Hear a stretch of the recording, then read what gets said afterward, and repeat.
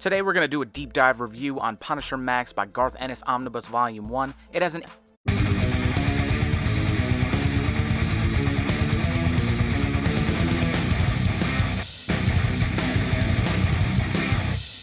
Do me a favor and hit that like button, subscribe to the channel if you aren't already, and drop a comment. It'll get yourself entered in the giveaway. Really excited to do this one today. We have the Punisher Max Omnibus Volume 1, this book, and on the right hand side you have the creators. And just taking a look at the actual book here, you get the Punisher Max logo here by Garth Ennis. I always like these kind of straight up basic versions of Omnibus. The Max Omnibus on the side there, and the skull on the back, which is great.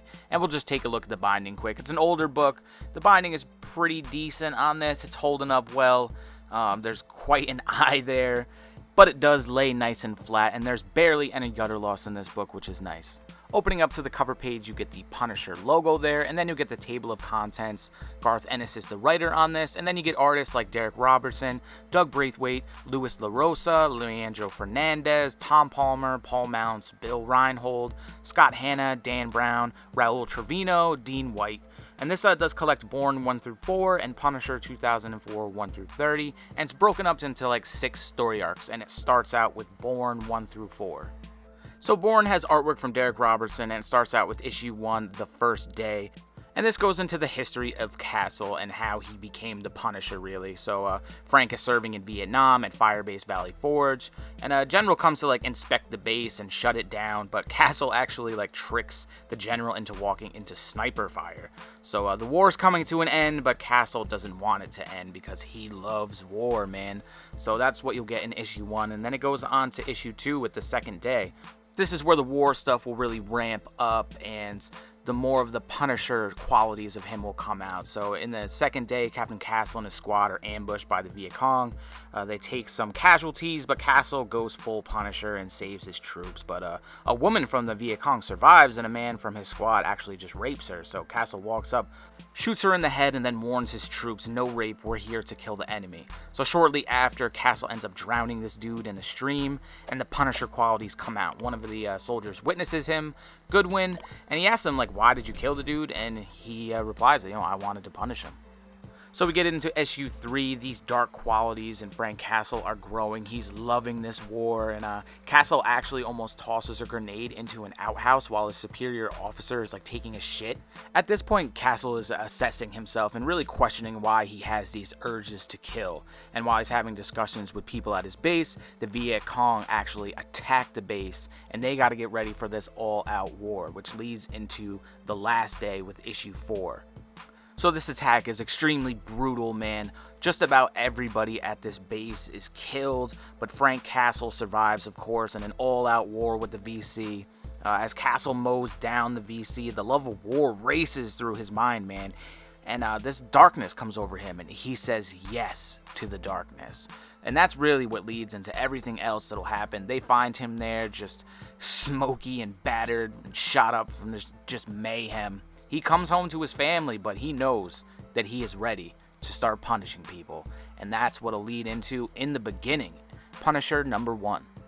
Throughout this story arc here, you'll get artwork from Louis LaRosa, Tom Palmer, and color from Dean White. Under surveillance, Castle visits his family's gravestone, and he has a sort of flashback of his family being killed in Central Park. Then shortly after, he attends Don Massimo's 100th birthday party, and he just walks up and executes him in front of the guests and leaves them outside, where Castle then unloads on them with an M60. It's World War III in New Jersey. Frank, of course, wasn't going to stop there, so he goes to the funeral of the Don, and he hits them hard, man. Explosions and everything. And in this issue as well, you're introduced to characters Micro, Roth, and O'Brien. Just a shout out here quick to Castle as well for saving this hooker from Poughkeepsie, New York. So you're introduced here to Nikki Cavella in this issue as well, as they try to rebuild the mob after Frank just fucking destroyed them. And then it'll lead into the next issue here with issue 3. And Micro, he actually has a history with Frank. He helped customize weapons for him, and he hacked computers to find him targets. But Micro ends up apprehending Punisher, and they kind of talk. Micro thinks that the darkness reached out to him in Vietnam, and he's kind of worried about him, really, and all this craziness he's involved in.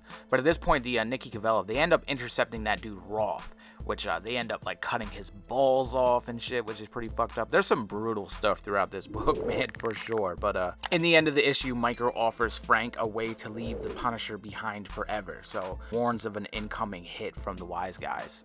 So Nikki Cavella is going to get his people together and come and find Castle to try and get some revenge on him, man, because he done fucked up mad at his people. So Cavella puts a gun to the head of Punisher, he bites his finger off, and then mayhem ensues in this room, man. People are getting shot, O'Brien ends up getting hit a couple times, Punisher takes a dude's face and smashes it into another dude's face. Luckily, with all the chaos going on though, Micro and Punisher make a getaway to a warehouse where Micro has guns and supplies stashed. Now, there Frank and him talk, and Frank wants to know, like, the dude who runs this operation, Bethel, he wants to know where the funding for the operation comes from, and Micro lets him know that the funding comes from heroin. And you know, heroin, Castle don't get down with drugs like that, so he is pretty tight at your boy Micro there. Issue 6 is the conclusion of In the Beginning. Frank Castle goes to war with the CIA and Nikki Cavella's men. Punisher gets in this sick battle with this dude Pitsy, whose sister shows up later in one of the story arcs in this book too. But they're just battling it out. Dude ends up falling on a fence fucking post or whatever. And then he gets his head blown off with the shotty. Bethel, the dude who runs the operation, he ends up dying from internal bleeding. Nikki Cavella ends up escaping, then the Punisher just executes Micro here, and at the end of this, Punisher's whereabouts are unknown. The next story arc is Kitchen Irish with Punisher 7 through 12. You have artwork from Leandro Fernandez and color from Dean White. Castle sits in a restaurant in Hell's Kitchen. He's thinking about how the area is changing, but knows how when you least expect it, the past will creep up, and suddenly an IED goes off and just kills everybody around the area. It's an absolute massacre. There are just dead bodies all over the place. The explosion came from this place, the Kerry Castle, which is a Westies bar. Police think it's the IRA, and you're then introduced to Finn Cooley, whose face is all scarred up and mangled from an explosion. And then at the end of the issue, you're also introduced to McGinty, who's just this absolute savage, like African-American Irish dude, who reminds me of the dudes from Predator 2, actually, a lot. In part 2 of the Irish Kitchen, you're introduced to the characters a little bit more that are going to play out throughout this. You have these river rat people who are like thieves, and McGinty, he ends up like getting this old man who I guess used to torture people in Hell's Kitchen or something. He kidnaps this dude Tommy. He's the owner of the Kerry Castle, and he starts torturing him. He like cuts his hand off and shit. And you'll get Finn Cooley and his nephew, actually, Peter Cooley. They're all like having drinks at this bar, and then the Punisher walks in. So shortly after, all just mayhem ensues. The river rats come in. All these criminals are getting blown away left and right from Punisher. The dude Finn Cooley, who wears this sick mask to hold his face on, like he ends up losing that somehow in this big shootout, and he has to like tape his face back on, so now he's just wearing tape all over his face, which is pretty sick. Peter Cooley, though, Finn's nephew, ends up getting apprehended, and he's being interrogated and stuff like that. But while all that is going on as well, like McGinty's still sending pieces of Tommy's body to his wife and shit, and you find out a little bit more of like what's going on. So all these different groups of people, like the dude Tommy and McGinty and Finn Cooley, they all are after this old dude's like fortune that is supposedly left for all of them.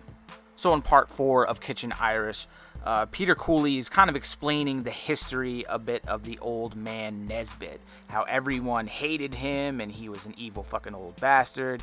He used to run Hell's Kitchen back in the day, and apparently in his will everyone got a letter: Finn Cooley, McGinty, Tommy Toner, and the River Rats. So putting these letters together had some kind of code that would say where Nesbitt's fortune was, but he wanted everyone to split the money and then leave Hell's Kitchen.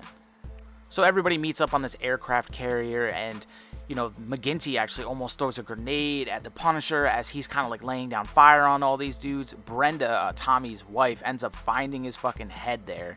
All this chaos ensues, and it ends up Finn Cooley and Brenda go off together on their own, and everybody's trying to like come together and figure out what they're gonna do about this money. That old man who tortures people ends up getting his hands on McGinty, which is pretty crazy, so he starts laying down some work, cut off his hand and shit, but luckily McGinty's boys are there to rescue him so he doesn't cut off any more bits of him. So it seems the hatred for old man Nesbitt put an end to the bloodshed between all parties, and they all go to this freight ship in the harbor, and they go to find the fortune. They put their letters together, they get the code, and when they go to the ship, they end up finding a box there that's labeled cunts, and it just blows up and kills all them motherfuckers.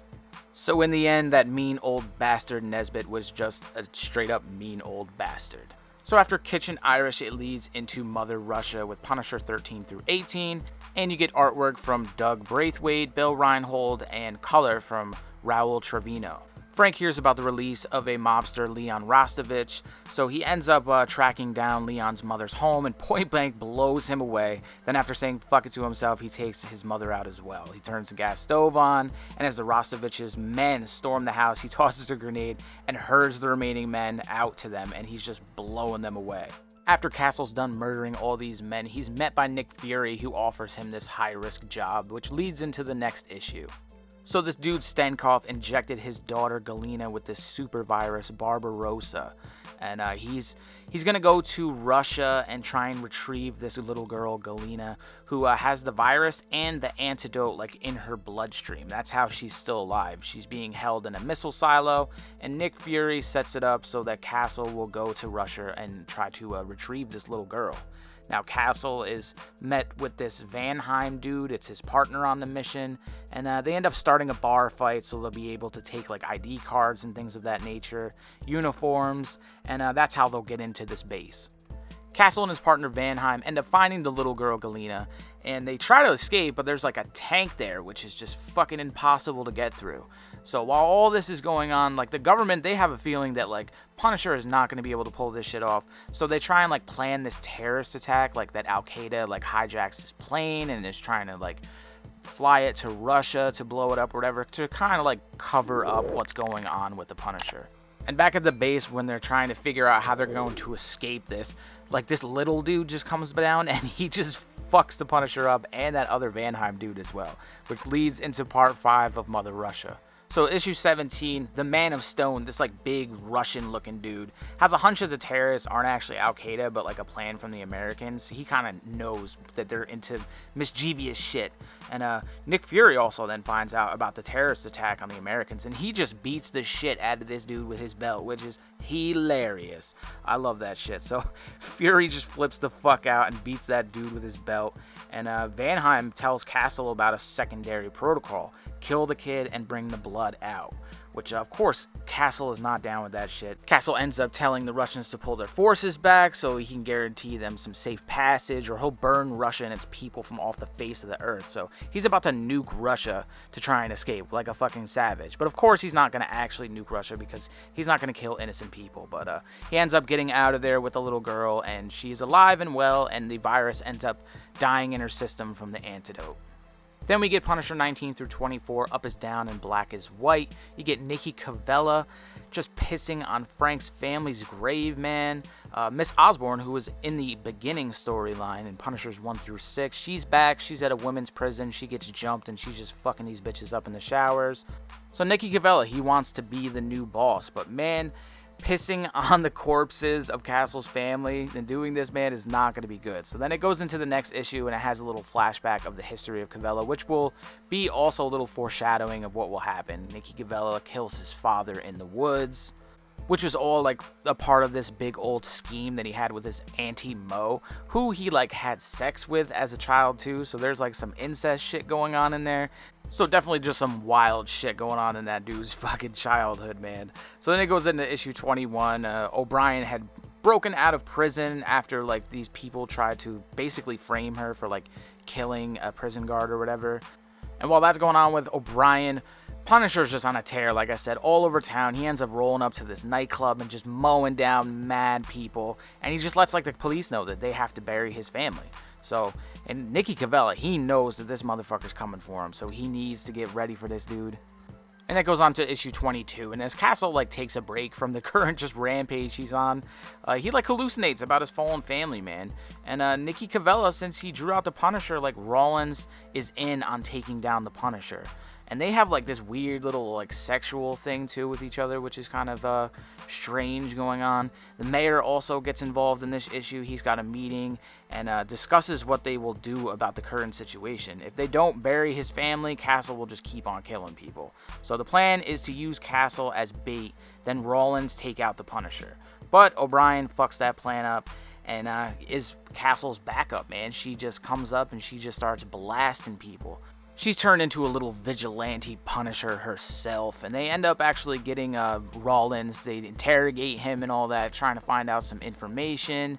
And that dude Teresa, it's actually Pitsy's sister. She's with Nikki Cavella in this too, which is kind of hilarious.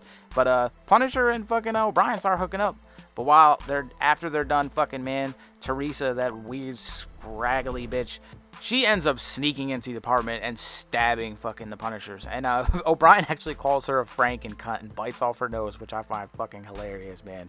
So after all this craziness, man, Cavella tries to get his crew to stand against Castle, but they disobey him. They're saying that, you know, they don't want to be involved with any of this madness. But Punisher ends up getting his hands on Cavella, and he ends up like talking about how he's going to shoot him in the gut so his guts fill with shit, and Cavella will die of blood poisoning, possibly over the next couple days. So he ends up dying like his father in the woods. Nobody will find him, and the world is true. It's time to go home, which brings us to Punisher 25 through 30, The Slavers.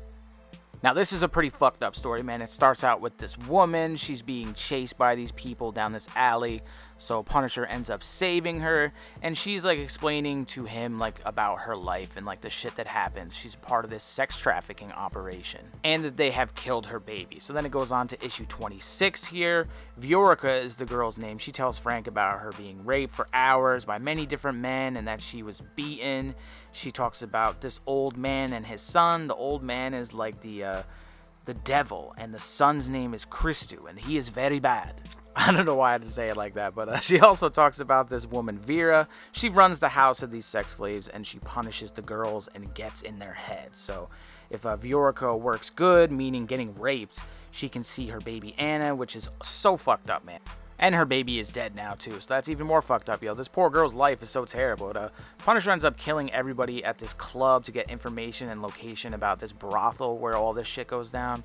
The house would be the next link to finding Christu and his father, which really that's what he's trying to search through this whole thing. He's trying to find this house, and he ends up meeting up with this social worker who was also involved with Viorica, Jane Cook, and she gives him information on where these people are going to be at.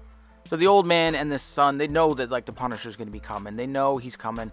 And actually Christu and the woman Vera, they actually like set up a plan to actually get the father killed because they don't want to fuck with him no more. So these gangbangers show up to the house. They try to kill the old man, but it doesn't work out because he is a savage. Castle ends up tracking down the son Christu, and he's trying to get information from him, so he ends up giving him this anesthesia, and he like cuts up his stomach, pulls his intestines out, ties him to trees, and that's how he's able to get some information from him on the location of like where this house is, where everything is going down. He ends up getting into a crazy ass firefight with these dudes, but they're like soldiers. They're not like the normal criminals that Punisher deals with.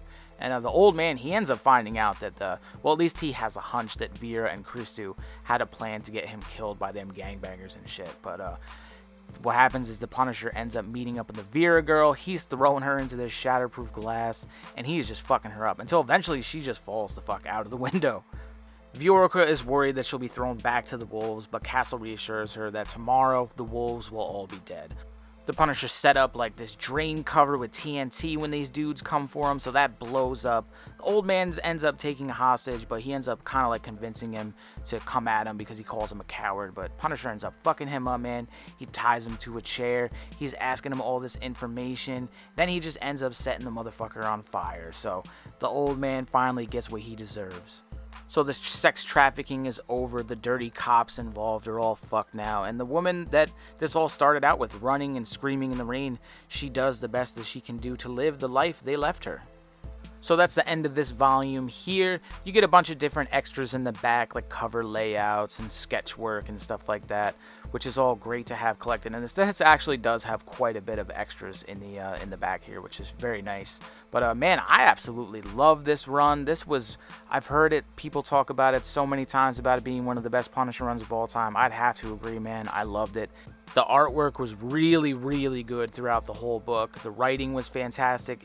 I love the mature elements of this book, man. It was just really, really solid. So let me know what you think about this book down in the comments. And as always, thank you for watching. When we hit 1,000 subscribers, we are giving away Thor by Walter Simonson Omnibus and a mystery slab. All you got to do to get yourself entered in the giveaway is be subscribed to the channel, like and comment on a video where I mentioned this giveaway, When we hit 1,000 subs, I'll use a random comment generator to announce the winner. Good luck!